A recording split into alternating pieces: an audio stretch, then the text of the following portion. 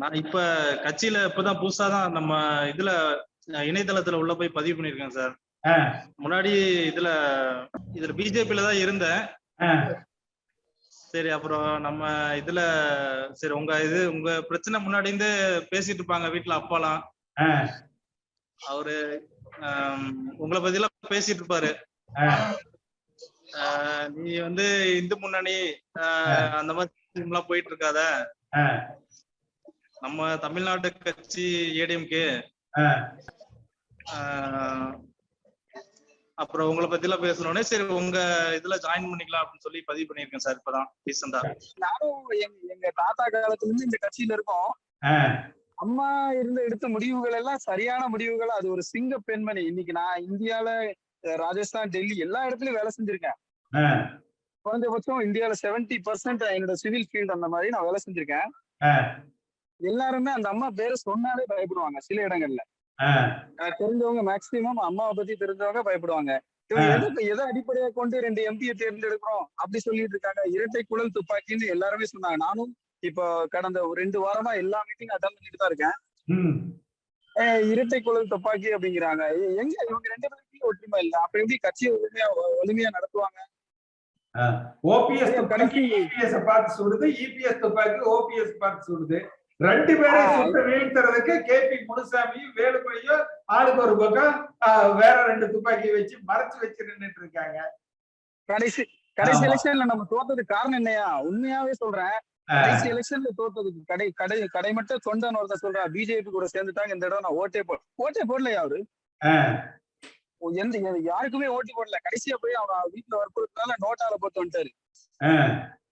BJP கூட்டணி நமக்கு சரியில்லை அப்படின்னு சொல்லிட்டு. அம்மாவே அன்னைக்கு பிஜேபி கூட்டணி வேணாம் தானே சொன்னாங்க. நான் பிஜேபி கூட சேர மாட்டேன் அப்படின்னு தானே சொன்னாங்க. இவங்க மட்டும் எந்த அடிப்படையில கொண்டு போய் பிஜேபியில கூட்டணி வச்சாங்க? கட்சியை காப்பாத்தணும்னு நினைக்காங்க. மொத்தமா காசு கொடுத்தா எவனுக்கு வேணாலும் பொறுப்புகளை கொடுத்துருது. இளைஞர்களாக எங்களுக்கு ஒரு மதிப்பும் கிடையாது, ஒண்ணுமே கிடையாது. எனக்கு இன்னைக்கு 28, 29 வயசு ஆகுது. நான் ஒரு கட்டிட பொறியாளரா இருக்கேன்.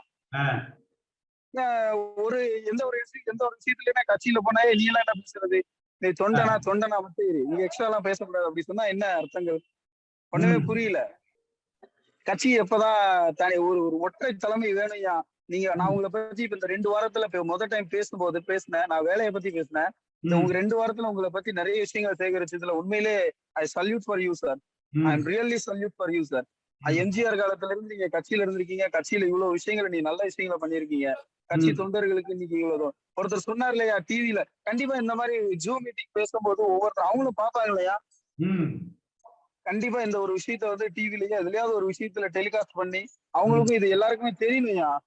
ஒவ்வொரு தொகுதிக்கும் கட்சி எதனால அடுத்த வருஷம் நம்ம ஆளுங்கட்சி ஆகிறதும் எதிர்கட்சியா வருவோமான்றதே எனக்கு சில சமயங்கள் சந்தேகமாவே வருதுயா. இப்படியே போச்சுன்னா அப்படியேதான் நிலைமை மாறும். எந்த ஒரு கருத்தும் யாருமே சரியா கட்சிய காப்பாத்துற மாதிரி தெரியலையா? நீங்களாவது கொஞ்சம் முன்னிறுத்து கொஞ்சம் இந்த கடைசி இந்த மூமெண்ட்ல இப்ப காப்பாத்தினாதான் அடுத்த எலெக்ஷன் டைம்ல நம்ம என்னதான் போறோம்னா, ஆமா ஆட்சி எலெக்ஷன் வந்துச்சு அதனால பேசுறாங்கன்னு சொல்லிடுவாங்க. ஜனங்க மத்தியில ஜனங்க இன்னைக்கு எல்லாமே தெளிவாதான் இருக்காங்க. கட்சியில அடிப்படை உறுப்பினர்கள் இருந்துதான் செலக்ட் பண்ணும் சார். 1972 கட்சி பொன்விழா கொண்டாடுது. இந்த நேரத்துல அந்த 72ல கட்சி ஆரம்பிக்கும் போது அந்த கட்சிக்காக உயிர் நீத்த குடும்பத்துல இருந்து யாராவது ஒருத்தரை செலக்ட் பண்ணா கரெக்டா இருக்கும் சார். அப்புறம் உங்களுக்கு இந்த மாதிரி ஒருத்தர் நல்ல விஷயம் தெரிஞ்சவர், ஒருத்தர் ஜூனியர், ஒரு இளைஞர்களுக்கு இந்த மாதிரி வாய்ப்பு கொடுத்தா நல்லா இருக்குங்க சார். சும்மா பழைய ஆளுங்களுக்கு இருந்தாலும் எக்ஸ் மினிஸ்டருக்கே கொடுத்தீங்கன்னா அப்புறம் கட்சி என்ன சார் இருக்கு? யாரும் இளைஞர்கள் வரமாட்டாங்க. அது எது எக்ஸ் அமைச்சர்னா அவங்க ஜெயிச்சு வரட்டும் சார். அவங்களுக்கு சீட் கொடுங்க, ஜெயிக்கட்டும், அடுத்த பதவி போடும். சும்மா தோக்க வச்ச ஆளுக்கெல்லாம் போய் சீட்டை எம்பி சீட் தரணும்னு பண்ணீங்கன்னா கட்சி எப்படி சார் ஸ்ட்ராங் ஆகும்? ஒரு ஆள் நல்லா தெரிஞ்சவர், நல்ல விஷயம் தெரிஞ்சவர், ஒரு ஜூனியர், அவரு கீழே இருக்கிறவங்க, அவரை அடுத்த கட்டத்துக்கு கொண்டு போற மாதிரி பிளான் பண்ணி பண்ணணும் சார். இவங்க எப்படி பண்ண போறாங்கன்னு தெரியல. இது எனக்கு தெரிஞ்ச மாதிரி புக்ஸ்ல படிச்ச பிரகாரம் நான் செலக்ட் பண்ணி பேசுறேன் சார். இதுதான், அவ்வளவுதான் சார். நீங்க சொல்றதுதான் கரெக்டுங்க சார். தொண்டர்கள் தலைமை தான் அந்த கட்சியை பலப்படுத்தும், கட்சியை ஸ்ட்ராங் பண்ணும். ஐயோ தலைவர் வர்றாங்க நம்ம போகணும் அப்படிங்கிற அந்த உணர்வுகள் வரும். வேலையும் அவங்க சின்சியரா எடுத்து பண்ணுவாங்க. ஒரு என்னமோ ஒரு சங்கற்பட செட்டிங் மாதிரி வச்சு அது இப்ப எந்த அளவு இந்த மாதிரி தான் அவங்க ஒரு ராஜ்யசபா சீட் செலக்ட் பண்ண முடியாம இவ்வளவு நெருக்கடியில் ஆகுது. ராஜ்யசபா தேதி அறிவிச்சா அடுத்த ஒரு மணி நேரம் 2 மணி நேரத்துல கேண்டிடேட் அறிவிக்கிற கட்சிங்க நம்ம கட்சி. உலகத்துல எந்த கட்சியிலயும் இந்த மாதிரி ஒரு ஸ்பீடு இருக்காதுங்க. கடையில எவன் கடைசி கட்டத்துல இறங்கி வேலை பாக்குறானோ அவனை தேடி கொண்டு போய் கொடுப்பாங்க. அப்ப ஆட்டோமேட்டிக்கா ஒழுங்கா வேலை பார்த்தா நமக்கு என்ன பதவிகள் தருவாங்க, நம்ம என்ன பார்க்கலாம்னு அதை பார்த்து பின்னாடி ஓடியாருவாங்க. இன்னைக்கு என்னன்னா மாஜி அமைச்சருக்கு நமக்கு தெரியலங்க, பேப்பர்ல வர நியூஸ் எல்லாம் பார்த்தா மாஜி அமைச்சர்கள் சீட்டு எதுக்கு சார் தர்றீங்க? மாஜி அமைச்சர் விட்டு அவர் கட்சியே இல்லையா? மாஜி அமைச்சர் எதுக்கு தரணும்? சீட்டு ஏன் சார் தரல? அவங்க ஏன் ஜெயிக்கல? மஸ்ட் ஜெயிக்கிறதுக்கு அவங்க ஃபர்ஸ்ட் தூக்கி விட்டு இளைஞர்களை கொண்டு வாங்க, அப்பதான் இந்த கட்சி ஸ்ட்ராங் ஆகும். சும்மா மெட்ராஸ்னு ஜெயக்குமார், ஸ்ரீநகர் சத்யா, இவங்கனால மெட்ராஸ்ல எத்தனை தொகுதி ஜெயிச்சிச்சு. கட்சி ஆரம்பிச்ச கட்சி ஒரு 119வது கட்சி ஆபீஸ் இருக்கிற வார்டுலயே நம்மளால ஜெயிக்க முடியல. கட்சியினுடைய எதிர்காலத்தை பத்தி யார் சிந்திச்சு திறமா முடிவெடுக்கிறவங்களோ அதுதான், அப்பதான் அந்த கட்சி ஸ்ட்ராங் ஆகும். ஏன் இதை எப்படி பண்ண போறாங்கன்னு தெரியல, காலமே பதில் சொல்லட்டும். அம்மா புரட்சி தலைவர் எம்ஜிஆர் நாமம் வாழ்க, அம்மா நாமம் வாழ்க சார். அவங்க பூலவாடி சுகுமாரனோட சகோதரி சிஸ்டர் தான் விஜயலட்சுமி பழனிசாமின்னு சொல்லிட்டு புரட்சி தலைவர் காலத்துல 80ல அவங்க எம்எல்ஏ நின்று புரட்சி தலைவர் எம்ஜிஆர் அவர்கள் அவர் அமைச்சர் ஆக்கியிருந்தாங்க. அப்புறம் 84லயும் அந்த அம்மா அமைச்சரா இருந்தாங்க.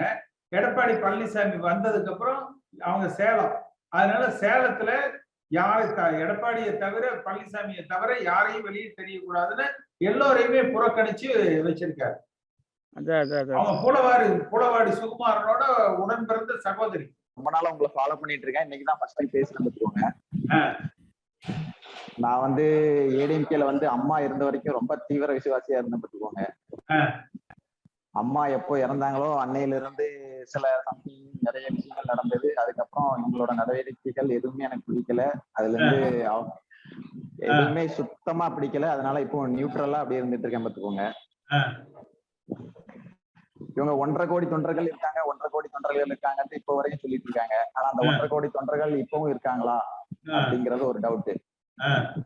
அந்த 1.5 கோடி தொண்டர்கள்ல பாதி பேர் எனக்கு தெரிஞ்சு ஒரு 50 லட்சம் பேராவது வேற கட்சிக்கு போயிருப்பாங்க, இல்ல பிடிப்பு இல்லாம இருப்பாங்க இப்போ இருக்கிற சிச்சுவேஷன்ல.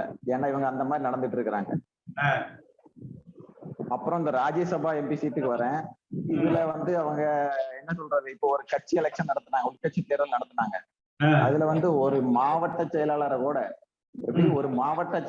கூட இவங்களால மாற்ற முடியல. ஒரு அடிமட்ட தொண்டரை கொடுக்க முடியல. திமுகல தான் குறுநில மன்னர்களா இருந்தாங்க மாவட்ட செயலாளர்கள், திமுகல மட்டும்தான் குறுநில மன்னர்களா இருந்தாங்க. இப்ப அந்த சேம் சிச்சுவேஷன் ஏடிஎம்கேல வந்துருச்சு. அதுக்கப்புறம் இவங்க 2 பேருமே எடப்பாடி மிஸ்டர் ஓபிஎஸ் மட்டும்தான் முன்னிலைப்படுத்துறாங்களே ஒழிய எம்ஜிஆர் அம்மாவை டோட்டலா மறந்துட்டாங்க. இப்ப நீங்க எங்க ஒரு ஃபங்க்ஷன் நடந்தாலும் எம்ஜிஆர் அம்மா போட்டோவே எங்கேயுமே காணோம். இவங்க 2 பேர் போட்டோ தான் இருக்குது. பிளஸ் ஒவ்வொரு மாவட்ட செயலாளரோட பசங்களையும் போட ஆரம்பிச்சாச்சு வாரிசு அரசியல். நீங்க திமுக பத்தி நம்ம எல்லாரும் திமுக பத்தி வாரிசு அரசியல் பேசிட்டு இருக்கோம். இப்போ இங்க ஒவ்வொரு மாவட்ட செயலாளரோட பசங்களும் வந்துட்டாங்க. அப்ப இது வாரிசு அரசியல்ல வராதா சார் சொல்லுங்க? இவ்வளவு குழப்படிகள் இருக்கும்போது ஒரு சாதாரண இப்போ ஒரு ஒன்றிய செயலாளரோ ஒரு வட்ட செயலாளரோ அவங்க மட்டும்தான் ஏடிஎம்கேக்கு சப்போர்ட் பண்றாங்களோ ஒழிய காமன் உறுப்பினர் யாருமே ஏடிஎம்கேக்கு சப்போர்ட் பண்றதே கிடையாது. நீங்க பேசி பாத்தீங்கன்னா உங்களுக்கே தெரியும். இப்ப அரசியல் செயல்பாடுங்கிறத நினைச்சாலே வெறுப்பு வருதுங்க. அந்த அளவுல இப்ப நம்மளோட கட்சி நிலைமை இருக்கு. இப்ப இது முன்னாடி தம்பி பேசினாரு தூத்துக்குடி ஷியாமு, அவர் சொன்னால எந்த மாற்று கருத்தும் இல்ல. எல்லாமே அப் டு அப்பு புட்டு வைக்கிறாரு. இன்னைக்கு தலைவர்னா யாரு, அம்மானா யாருன்னு கேட்கிற அளவுல தான் இன்னைக்கு கட்சியை வச்சிருக்காங்க.